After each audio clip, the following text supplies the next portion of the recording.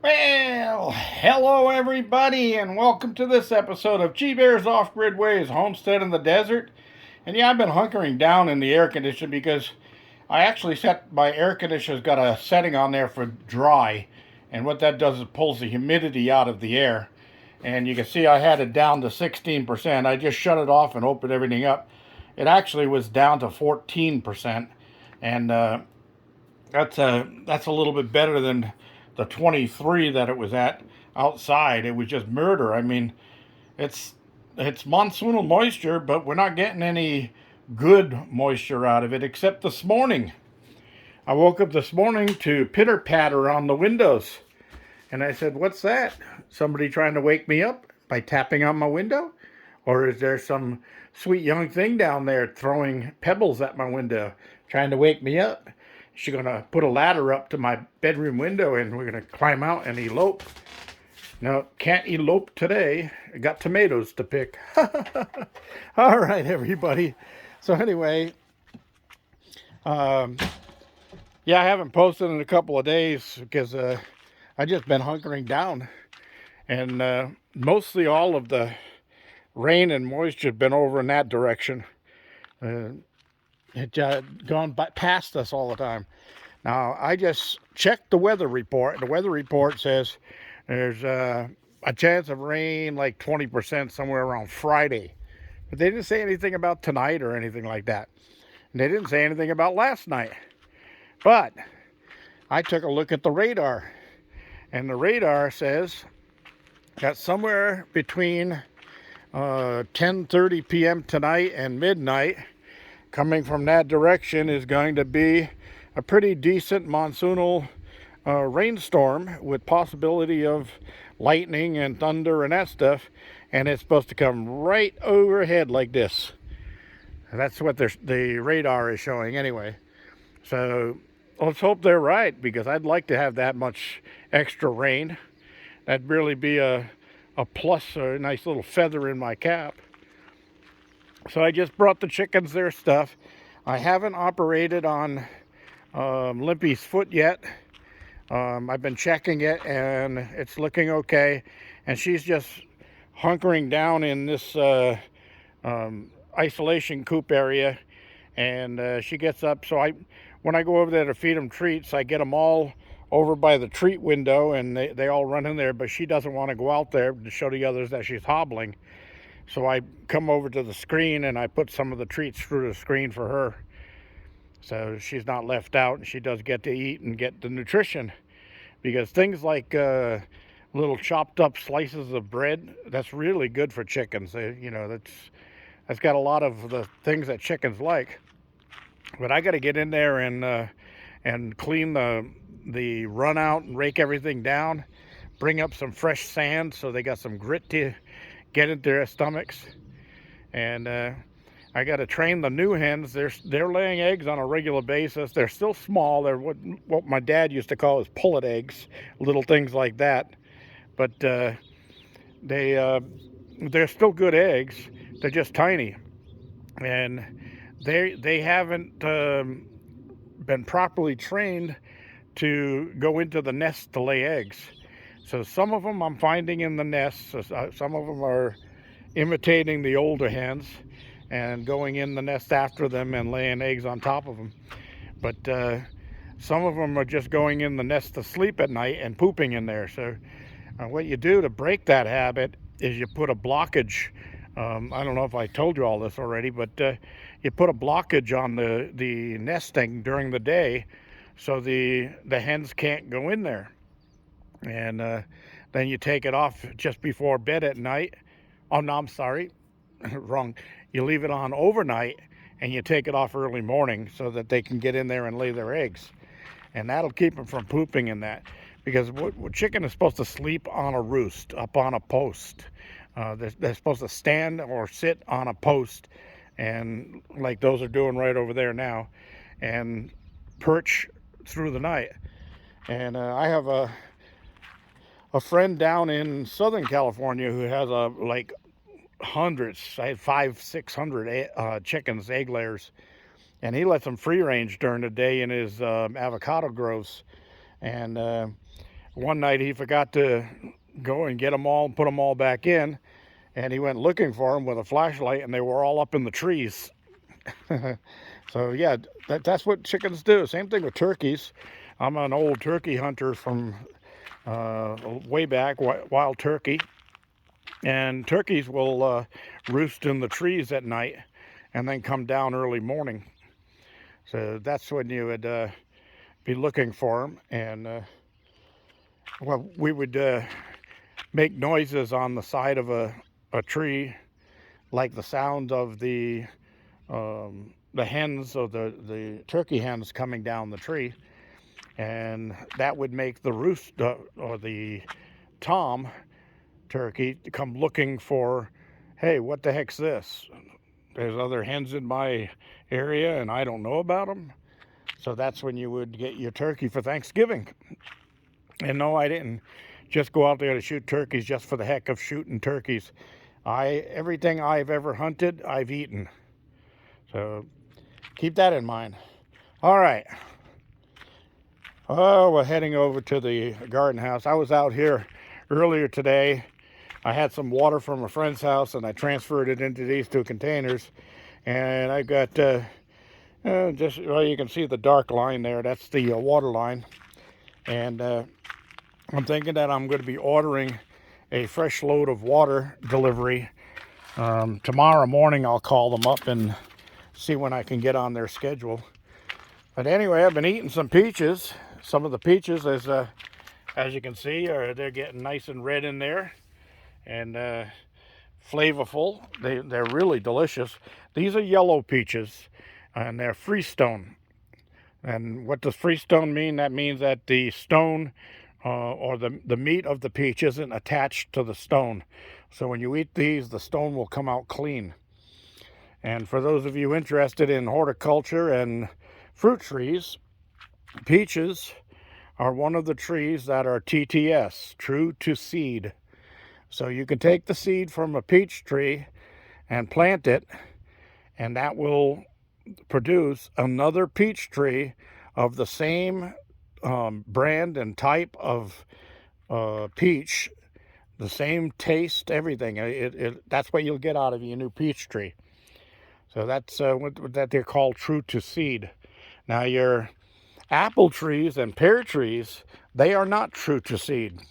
So if you're thinking about taking apple seeds and pear seeds from pears that you're eating from the store and thinking that I'm going to plant those and grow, these are really good apples or these are really good pears and I'm going to grow another tree out of these, you got like a 1 in 1,000 chance of getting a good tasting apple or pear out of that planting, because they're not true to seed and they usually need to be grafted. So you can see that this one was originally grafted right here. Okay, so they got a good rootstock going, and this is from the rootstock.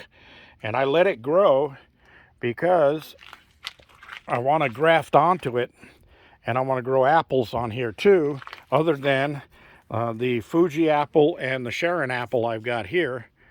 I'm going to grow some other apples on there. So I'll have apples and pears on this tree, and then I also want to cross it with some other pears and go from there. All right, as we move on down here, cantaloupe tonight. Yeah, that's cantaloupe. So that's the basil over there. The tomatoes are really sad this year. I don't know what's going on with that, but hey, it happens. So here's my grapes. I got grapes going all over the place, and I'm even growing raisins. Okay, that's how you grow raisins right there. Sun-dried raisins. Huh. Yeah, they're filling up with water. They're getting juicy. So it won't be long I'll be eating some of those. Now this peach tree, just left a few peaches on it to see how they'd go. And this is supposed to be a white peach. And the peaches are still on there, but they're small. Of course, the tree is small. The tree is young. So you can't expect to have giant peaches on a little tree this size. There's just not enough nutrients for it. So as this tree grows and gets older and taller and grows into something like that, the peaches will get better and better each year. Now next year, that tree is really going to have some good peaches on it because it's going to really bloom out and get bigger. And this pear tree, hopefully I'm going to have production next year. Now, apple and pear, a lot of fruit trees, so it'll take 3 to 4 years for a tree planted from seed to produce first fruit. But that one, according to the lady that gave it to me, Aurora, she said it produced when she had it the first year, and it hasn't produced ever since. But that one branch growing right there with the green tag on it, that's a graft off of that pear tree. So I want to see what happens with that, see if we get anything out of it. Peppers, I don't know, it must be this heat wave that's been going through, the dry heat. Anyway, my aloe vera is all kicking back up, and my excuse me while I clear my throat. My fig trees and my Alberta peaches, now these were volunteers from seed, and so are those. Now that one's doing good, but this one's not for some reason. The non-king cherry is doing pretty well, so we'll see how that works. And that's a peach tree that I got from Aurora also. I don't know what it is, but I need to get it out of that little bucket. It's probably root bound, and I wanted to extend this grow house out so that I could get a lot more trees going in it. Problem is, now with all the extra possibility of the 2 hens I've got that are sitting on eggs, there's a possibility I may have to enlarge my chicken coop. So the lumber I got from my friend Don off those pallets, that is probably going to end up going into enlarging the chicken coop. So anyway, I got this apple tree is starting to show signs of re-sprouting. It was took a pretty bad hit from the heat when it was inside the greenhouse. I've got to move those citrus trees out of there. They're doing the same thing.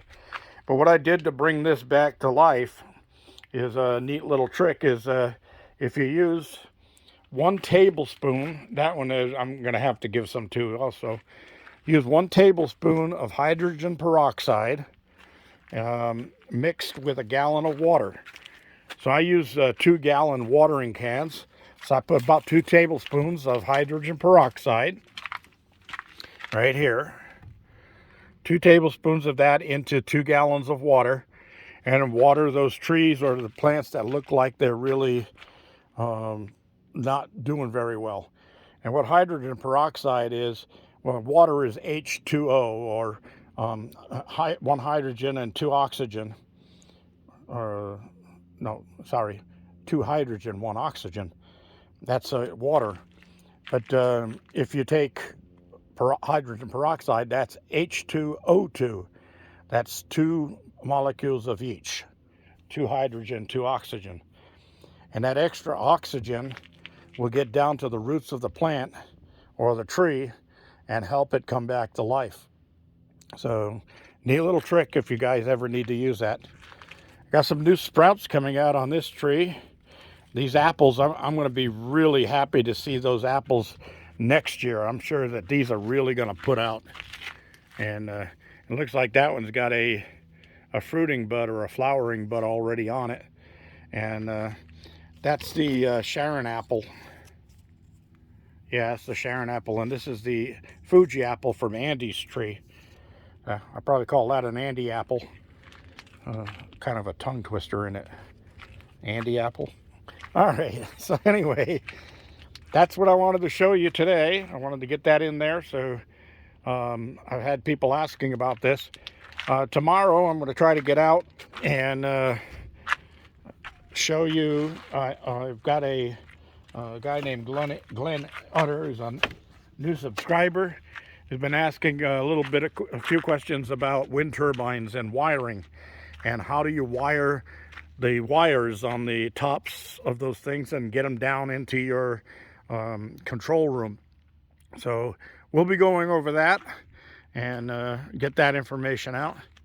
And I've got to get up, and the winds, the crazy winds we've had have moved my antennas a little bit, so I got to get up and get the antennas fixed. I'm going to take the small antenna back down out of here. This was a trial using 2 antennas.